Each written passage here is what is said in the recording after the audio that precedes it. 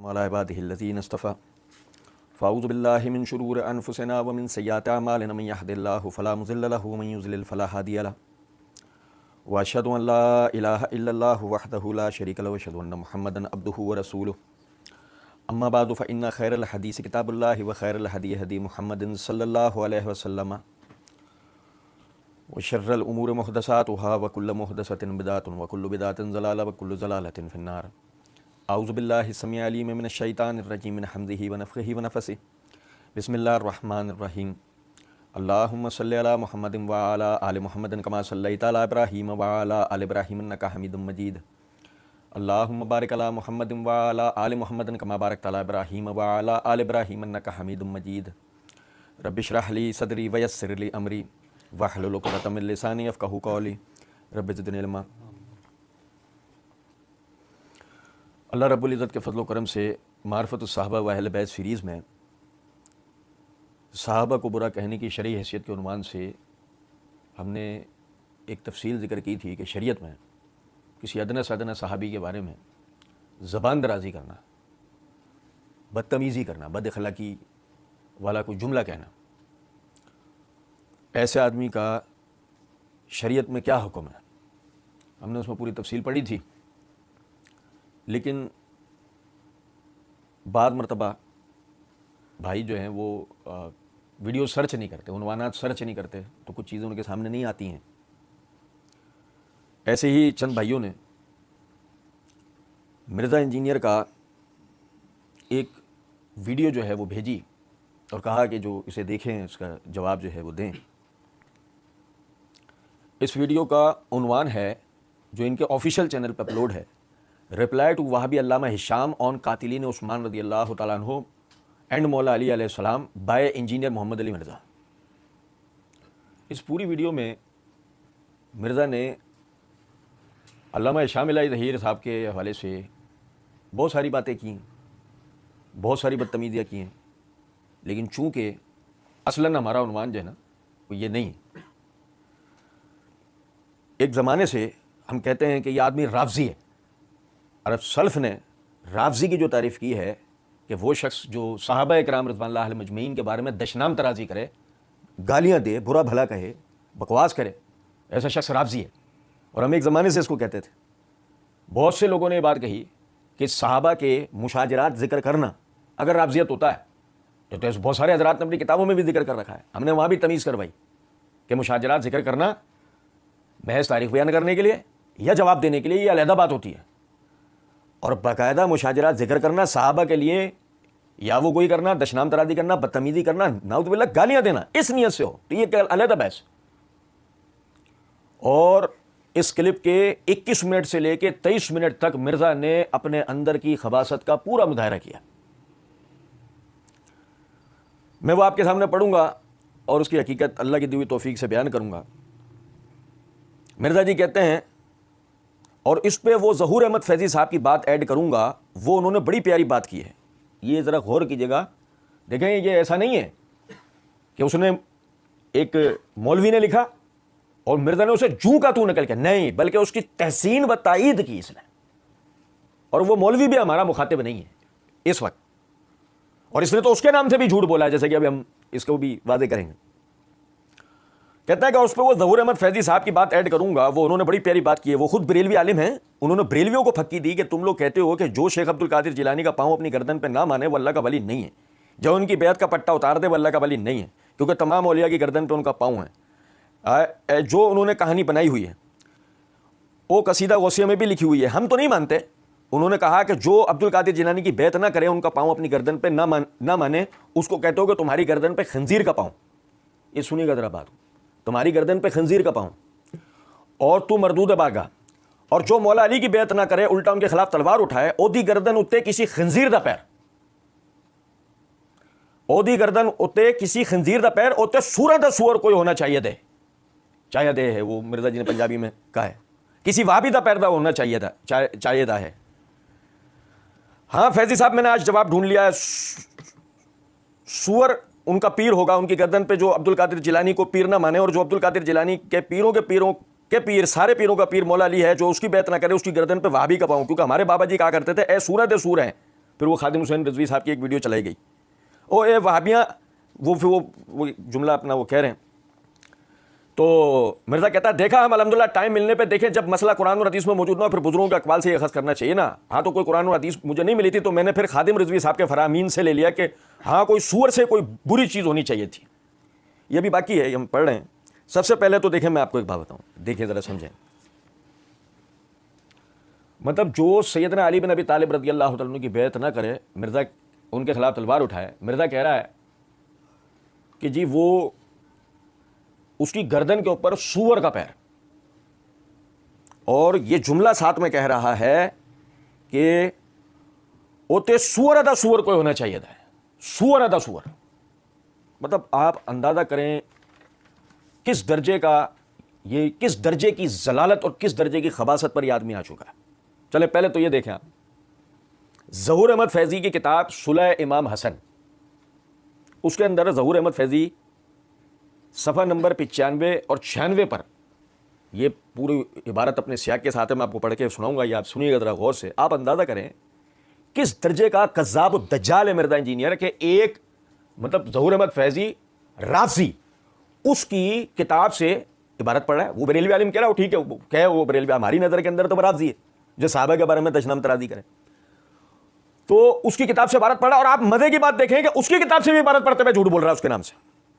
وہ لکھتا ہے ہمارے ہاں پیران پیر سیدنا و مرشد غوث اعظم شیخ عبد القادر جیلانی رحمۃ، یہ میں آپ کو ذرا اسکرین شاٹ دیکھ لیجیے گا کتاب کا، کہ کوئی کہے کہ جی ہم نے اپنے طور پر جو ہے کچھ پڑھ کے بتایا.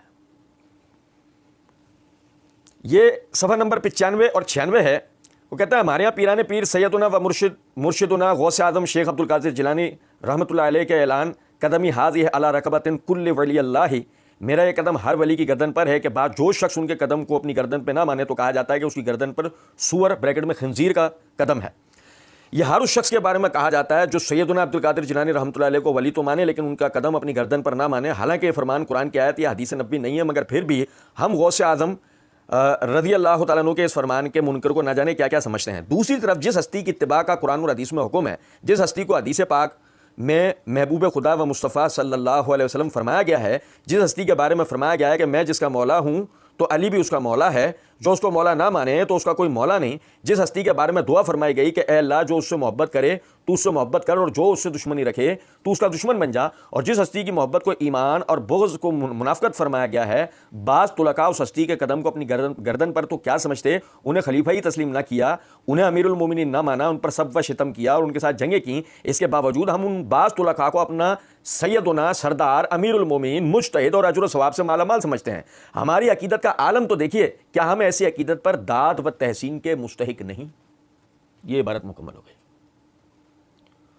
اور مرزا انجینئر اور اس کی پوری ذریت کو ہمارا چیلنج ہے کہ جو مرزا نے عبارت ظہور احمد فیضی کے نام سے بیان کی ہے وہ پوری کتاب میں ہمیں نکال کے دکھایا. آپ دیکھیں مرزا نے جو یہ جملہ بولا ہے کہ اور جو مولا علی کی بیعت نہ کرے الٹا ان کے خلاف تلوار اٹھائے، اودھی گردن اتے کسی خنزیر کا پیر، یہ ظہور احمد فیضی نے کہاں کہا ہے؟ یہ ظہور احمد فیضی نے کہاں کہا ہے؟ اوتے سور دا سور کوئی ہونا چاہیے ہے، یہ ظہور احمد فیضی نے کہاں کہا ہے؟ اب میری بات سمجھ رہے ہیں؟ یعنی آپ اندازہ کریں کہ اس ظہور احمد فیضی رافضی نے یعنی کہ باقاعدہ صحابہ کرام رضوان اللہ علیہ مجمعین کے خلاف، خاص طور پہ سیدنا معاویہ رضی اللہ تعالیٰ عنہ و دیگر حضرات جو اس وقت میں سیدنا معاویہ رضی اللہ تعالیٰ عنہ کی طرف تھے، تو ان کے حوالے سے بہت ساری باتیں اپنی کتاب میں سخت جملے لکھے ہیں اس نے. لیکن میں صرف یہ بات کہنا چاہ رہا ہوں، اس کو ذرا سمجھیے گا، مرزا کذاب و دجال نے دیکھو اس آدمی کے نام سے بھی جو ہے نا جھوٹ بولا. بہرحال پھر یہ ذرا سمجھیں، اب اس کی تھوڑی حقیقت ملاحظہ کیجیے گا. کہتے ہیں کہ مطلب جنہوں نے مولا علی کی بیعت نہ کی، اب دیکھیں میں تھوڑا سا آپ کو بتاؤں، یہ میرے ہاتھ میں تاریخ طبری ہے، اس کی جلد نمبر 3 کا صفحہ نمبر 62 ہے. کن لوگوں نے سیدنا علی بن ابی طالب رضی اللہ تعالیٰ عنہ کی بیعت نہیں کی تھی؟ سعید بن عاص رضی اللہ تعالیٰ عنہ نے بیعت نہیں کی، طلحہ بن عبید اللہ رضی اللہ تعالیٰ عنہ نے بیعت نہیں کی، زبیر بن عوام رضی اللہ تعالیٰ عنہ نے بیعت نہیں کی، عبداللہ بن عامر حضرمی نے بیعت نہیں کی، عبداللہ بن عامر اموی نے بیعت نہیں کی، یعلا بن امیہ نے بیعت نہیں کی رضی اللہ تعالیٰ عنہ. ام المومنین عائشہ صدیقہ رضی اللہ تعالی عنہا نے بیعت نہیں کی. ٹھیک ہے, سنیے گا ذرا بات کو. یہ میرے تاریخ ابن کثیر ہے, اس کی جلد نمبر 7 کا صفحہ نمبر 445 ہے. حسان بن ثابت رضی اللہ تعالیٰ عنہ نے بیعت نہیں کی, کعب بن مالک رضی اللہ تعالیٰ عنہ نے بیعت نہیں کی, مسلمہ بن مخلد نے جو ہے امیر المومنین علی بن ابی طالب رضی اللہ عنہ کی بیعت نہیں کی, ابو سعید خدری رضی اللہ تعالیٰ عنہ نے بیعت نہیں کی, محمد بن مسلمہ نے بیعت نہیں کی, نعمان بن بشیر رضی اللہ تعالیٰ عنہ نے بیعت نہیں کی, زید بن ثابت رضی اللہ تعالیٰ عنہ نے بیعت نہیں کی, رافع بن خدیج رضی اللہ تعالیٰ عنہ نے بیعت نہیں کی, فضالہ بن عبید رضی اللہ تعالیٰ عنہ نے بیعت نہیں کی, کعب بن اجرہ رضی اللہ تعالیٰ عنہ نے بیعت نہیں کی, قدامہ بن مظعون رضی اللہ تعالیٰ عنہ نے بیعت نہیں کی, عبداللہ بن سلام رضی اللہ تعالیٰ عنہ نے بیعت نہیں کی, مغیرہ بن شعبہ رضی اللہ تعالیٰ عنہ نے بیعت نہیں کی, سعد بن ابی وقاص رضی اللہ تعالیٰ عنہ نے بیعت نہیں کی, صہیب رضی اللہ تعالیٰ عنہ نے بیعت نہیں کی, سلمہ بن سلامہ نے بیعت نہیں کی, اسامہ بن زید رضی اللہ تعالیٰ عنہ نے بیعت نہیں کی. یہ صحابہ کرام ہیں, انہوں نے بیعت نہیں کی. ان میں ام المومنین عائشہ ہیں, انہوں نے بیعت نہیں کی. اور لطف کی بات یہ ہے, سمجھیے گا ذرا بات کو, علی بن ابی طالب رضی اللہ تعالیٰ عنہ کے سگے بھائی عقیل بن ابی طالب نے آپ کی بیعت نہیں کی. بھائی میرے حضرات اہل بیت میں سے بعض نے آپ کی بیعت نہیں کی تھی. آپ سمجھیں ذرا بات کو. ہم اللہ کی دی ہوئی توفیق سے معرفت الصحابہ و اہل بیت سیریز میں صحابہ کے باہمی اختلافات کی حقیقت میں وہ پورا پس منظر بتا چکے ہیں کہ کیا وجوہات ہوئی تھی کہ جن پر ابتدا کے اندر صحابہ کرام رضوان اللہ علیہ مجمعین نے علی بن ابی طالب رضی اللہ تعالیٰ عنہ کی بیعت نہیں کی تھی. جن میں سب سے بنیادی جو بات تھی وہ یہ کہ آپ کی خلافت کا انعقاد ابتدا کے اندر شورا کے تحت نہیں ہوا تھا, بلوائیوں کے تحت ہوا تھا.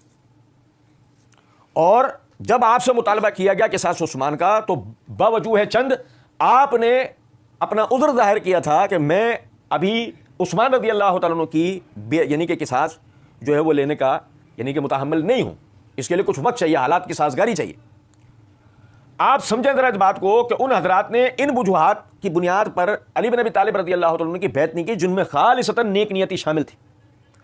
اور آپ دیکھیں یہ بدبخت مرزا انجینئر کہتا ہے کہ جنہوں نے بیعت نہیں کی ان کی گردنوں پہ خنزیر کا پیر, وہ خنزیروں کے خنزیر ہیں. آپ اندازہ کریں ذرا اس بات پہ کہ کس درجے کا یہ خبیث آدمی ہو چکا ہے, اس کی خباثت اندر سے کس درجے تک نکل آئی ہے کہ یہ صحابہ کرام و اہل بیت کو نعوذ باللہ جانور سے مشابہ قرار دے رہا ہے. اور کس قسم کے جانور سے مشابہ قرار دے رہا ہے, غلوف کے اندر یہ اس درجے بڑھ چکا ہے. اور آپ ویڈیو کلپ کو 21 منٹ سے 23 منٹ تک سنیں اور ان بے ضمیر, ان مردہ ضمیر, ان بدبختوں, ان بغیرتوں کو دیکھیں جو اس وقت مجلس میں بیٹھے ہیں. وہ کہہ کے مار مار کے ہنسے ہیں اس جملے پر, وہ کہے مار مار کے ہنسے ہیں. آپ اندازہ کریں ذرا اس بات کے اوپر یہ کس درجے ضلالت اور گمراہی کی بات ہے کہ اسلاف امت کو آپ کے سامنے بیٹھ کر گالیاں دی جائیں اور آپ بیٹھ کے کہہ مار مار کر آپ ہنسیں. چلیں اب ہم بات کرتے ہیں مرزا صاحب کے اس جملے پہ کہ مرزا جی نے کہا دیکھیں جب مسئلہ قرآن و حدیث میں موجود نہ ہو پھر بزرگوں کے اقوال سے یہ اخذ کرنا چاہیے نا. تو کوئی قرآن و حدیث مجھے نہیں ملی تھی, کوئی قرآن و حدیث مجھے نہیں ملی تھی, تو میں نے پھر خادم رضوی صاحب کے فرامین سے لیا.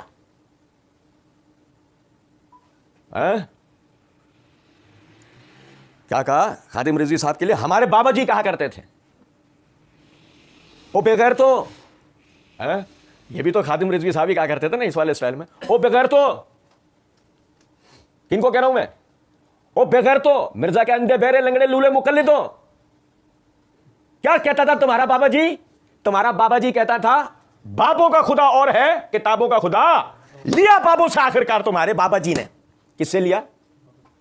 کس کے دروازے پہ جا کے گرا, کس کی چوکٹ پہ ناک رگڑی؟ تمہارے بدبخت بابا جی نے باباؤں کے آگے. جب حقیقی باباؤں کو چھوڑا امت کے, حقیقی بزرگوں کو, تو آخر کار یہ ایرانی ایجنٹ کہاں پہنچا؟ ہمارے بابا جی کہا کرتے تھے کتابوں میں نہیں ملا مجھے, قرآن اور حدیث میں فرامین نہیں ملے, بابا جی کے فرامین لیے میں نے.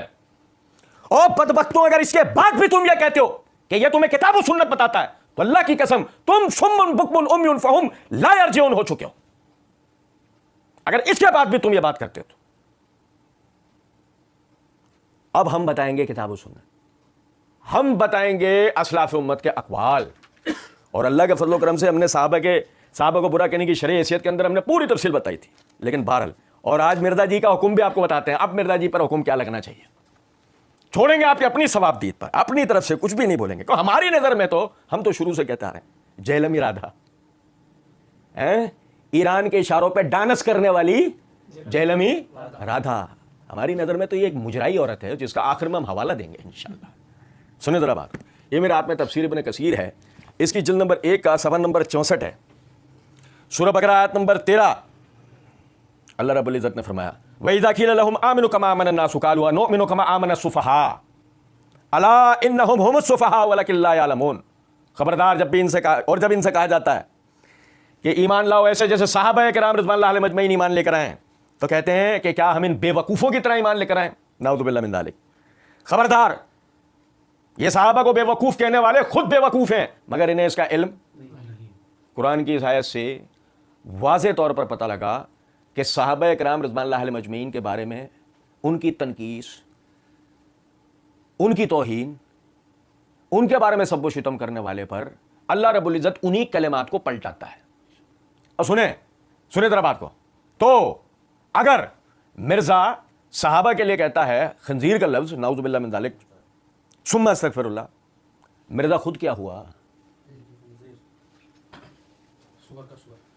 سور تھا سور. مرزا خود کیا ہوا؟ سور تھا سور ہوا.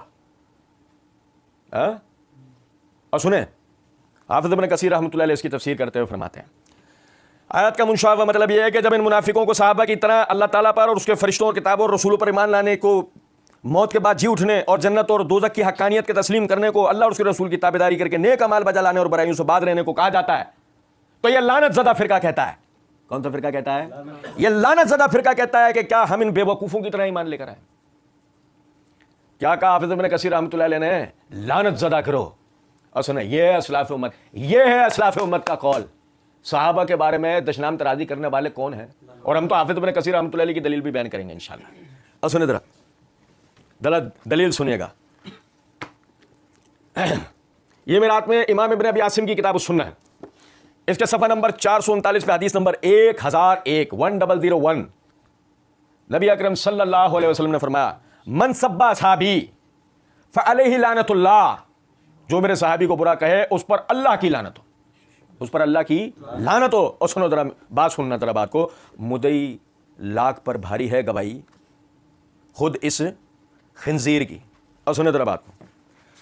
مرزا جی کہتے ہیں مسئلہ نمبر 157 پارٹ 1 کے اندر ایک جگہ پر کہ دور حاضر میں بہت بڑے محقق حدیث کی فیلڈ کے اندر پوری دنیا میں ان کو قدر کی نگاہ سے دیکھا جاتا ہے. شیخ محمد ناصر الدین البانی رحمۃ اللہ تعالی علیہ, انہوں نے اس حدیث کو صحیح کہا ہے. یعنی مرزا جی جس حدیث پہ بات کر رہے تھے تو اس کے لیے دور حاضر میں سب سے بڑا حدیث کی فیلڈ کے اندر پوری دنیا میں قدر کی نگاہ سے دیکھا جانے والا ناصر الدین البانی. اور اسی مسئلہ 157 پارٹ 1 کے اندر ایک جگہ پہ مرزا جی چوچو کہتے ہیں البانی سے بڑا کون ہے؟ میں نے شیخ البانی کو نام دیا ہے دور حاضر میں اہل بیت کی محبت کا امام شیخ ناصر الدین البانی. اہل بیت کی محبت کا امام, حدیث کی فیلڈ کے اندر قدر کی نگاہ سے دیکھا جانے والا عالم شیخ ناصر الدین البانی. اور سنو ذرا بات کو, وہ اس کی تخریج کرتے ہوئے اس حدیث کی من سب اصحابی فعلیہ لعنت اللہ, جو میرے صحابی کو برا کہے اس پر اللہ کی لعنت ہو, وہ اس کی تخریج کرتے ہوئے کہتے ہیں حدیث حسن. یہ حدیث حسن درجے کی. اور آگے کہتے ہیں وللحدیث بعض الشواہد الموصولہ المسندہ من ومن اجلها عورت الحدیث فی الصحیحہ. اس حدیث کے بعد شواہد ہیں موصول و مسند, یہی وجہ ہے کہ میں نے اس حدیث کو اپنی الصحیحہ کے اندر حدیث نمبر 2340 کے تحت ذکر کر رکھا ہے. اس کا مطلب سلسلہ صحیحہ میں تو ناصر الدین البانی اس کو صحیح قرار دیتے ہیں. تو مرزا جی کے معتمد ناصر الدین البانی رحمۃ اللہ علیہ کے لگائے ہوئے حکم کے مطابق حدیث صحیح, اور حدیث صحیح سے کیا پتہ لگا جو میرے صحابی کو برا کہے اس پر اللہ کی لعنت, مرزا اللہ کی لعنت کا مستحق ہوا. خنزیر پہلا حکم, دوسرا لعنتی. اور سنیں ذرا بات کو. پھر اس کے بعد یہ میرے ہاتھ میں الکفاف فی علم الروایہ خطیب بغدادی رحمۃ اللہ علیہ کی, اس کے صفحہ نمبر 48 کے اوپر وہ کہتے ہیں بسند متصل و صحیح سمیت ابا زرع یقول اذا رأیت الرجل ينتكس احد من اصحاب رسول اللہ صلی اللہ علیہ وسلم فاعلم انه زندیق. امام ابو زرع راضی رحمۃ اللہ علیہ کہتے ہیں کہ جب تو کسی شخص کو دیکھے کہ نبی صلی اللہ علیہ وسلم کے صحابہ میں سے کسی کو بھی, نبی صلی اللہ علیہ وسلم کے صحابہ میں سے کسی کو بھی وہ شخص تنقید کا نشانہ بناتا ہے تو جان لے وہ زندیق ہے. وہ کیا ہے؟ اور سنو ذرا بات کو. زندیق, یہ میرے ہاتھ میں مصباح اللغات ہے, اس کے صفحہ نمبر 348 کے اوپر زندیق کے معنی بیان کرتے ہوئے کہتے ہیں ظاہری ایمان باطنی کفر. زندیق کس آدمی کو کہا جاتا ہے؟ جس کا ظاہر اوپر سے وہ ایمان ظاہر کر رہا ہوتا ہے، اندر سے کفر ہوتا ہے اس میں۔ امام ابو زرع رازی صحابہ پہ تنقید کرنے والے وہ کیا کہہ رہے ہیں؟ یہ شخص کیا ہے؟ زندیق ہے، خنزیر پلس لانتی پلس زندیق۔ سنیں ذرا بات، یہ غنیت الطالبین شیخ عبد القادر جیلانی رحمۃ اللہ علیہ کی۔ اور میں بتاؤں ذرا آپ کو ایک بات، پیران پیر کا ذکر تو ظہور احمد فیضی صاحب نے بھی کیا تھا، اور ظہور احمد فیضی صاحب کی بیوہ مرزا انجینئر نے بھی کیا تھا۔ تو یہ ان کا حوالہ تو حرف آخر ہو جائے گا نا انشاءاللہ۔ غنیت الطالبین صفحہ 168 کے اوپر فرماتے ہیں کہ امام سفیان ابن عیینہ رحمۃ اللہ علیہ کا قول ہے کہ رسول اللہ صلی اللہ علیہ وسلم کے اصحاب کے متعلق جو شخص ایک لفظ بھی کہے گا، ایک لفظ بد، شمس بریلوی صاحب نے ترجمہ کیا ہے، لفظ کے آگے بریکٹ میں لکھا ہے بد، یعنی خراب، کہ رسول اللہ صلی اللہ علیہ وسلم کے اصحاب کے متعلق جو شخص ایک لفظ بد بھی کہے گا وہ گمراہ اور بے دین ہوگا۔ خنزیر، لانتی، زندیق، گمراہ، بے دین۔ اور سنیں ذرا بات، یہ میرے ہاتھ میں تفسیر ابن کثیر ہے، اس کی یہ جلد نمبر 5 کا صفحہ نمبر 142 ہے۔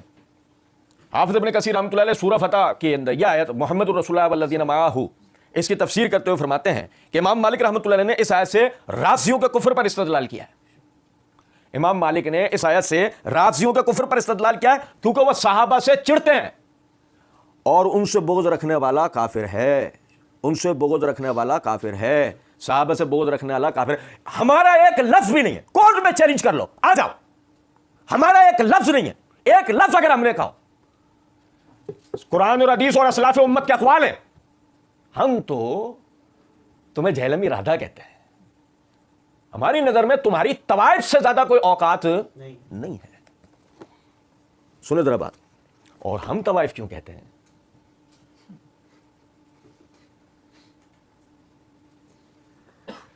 یہ میرے ہاتھ میں تاریخ بغداد ہے، اس کی جلد نمبر 10 کا صفحہ نمبر 265 ہے۔ امام عبد الرحمن بن ابراہیم الدمشقی ابو سعید، جن کا لقب دحیم تھا، وہ فرماتے ہیں کہ صالح بن احمد بن عبداللہ العجلی کہتے ہیں کہ جب ان کے آگے کوئی شخص یہ کہتا نا کہ باغی گروہ سے مراد اہل شام ہے، باغی گروہ سے مراد اہل شام ہے، فقال من قال هذا فهو ابن فاعل، جو شخص یہ کہے وہ طوائف کی اولاد ہے، اور عام طور پہ طوائف کی اولاد طوائف ہوتی ہے، عام طور پہ طوائف کی اولاد عام طور پہ الا ماشاء اللہ۔ تو ثابت کیا ہوا؟ ثابت یہ ہوا کہ مرزا صاحب خنزیر پلس لانتی پلس گمراہ بے دین پلس زندیق اور طوائف ثابت ہوئے، ٹھیک ہے۔ اچھا، یہ ایک آخری حوالہ سن لیجیے گا، یہ بطور اصلاح بیان کر رہا ہوں، سنیے گا ذرا بات۔ ابن تیمیہ رحمۃ اللہ علیہ کتاب الصارم المسلول علی شاتم الرسول، اس کے صفحہ نمبر 730 کے اوپر وہ امام مجاہد رحمۃ اللہ علیہ کی سند سے ابن عباس رضی اللہ عنہ کا یہ قول لے کے آئے، نبی اکرم صلی اللہ علیہ وسلم کے صحابہ کو برا مت کہو، نبی اکرم صلی اللہ علیہ وسلم کے صحابہ کو برا مت کہو، کیونکہ اللہ نے ان کے لیے مغفرت طلب کرنے کا حکم دیا ہے، جبکہ وہ جانتا تھا کہ ان کا آپس میں اختلاف ہوگا، وہ جانتا تھا کہ ان کا آپس میں اختلاف ہوگا، اس کے باوجود اللہ نے ان کے لیے مغفرت طلب کرنے کا حکم دیا ہے۔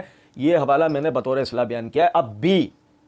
اب بھی وہ حضرات جو معتدل ہیں، وہ حضرات کہ جو خوف خدا رکھنے والے ہیں، وہ حضرات جو اپنے اسلاف کی حمیت اور غیرت رکھنے والے ہیں، ان کو ہماری طرف سے دعوت فکر ہے، صحابہ اکرام رضوان اللہ علیہ مجمعین کے بارے میں زبان درازی کرنے سے بچیں۔ آپ اللہ کے مخالف کھڑے ہوں گے، آپ اللہ کے رسول کے مخالف کھڑے ہوں گے، آپ حضرات خلفائے راشدین کے مخالف کھڑے ہوں گے، آپ اجماع امت کے خلاف کھڑے ہوئے ہوں گے، آپ ایک وقت آئے گا اس دین سے باہر ہو چکے ہوں گے۔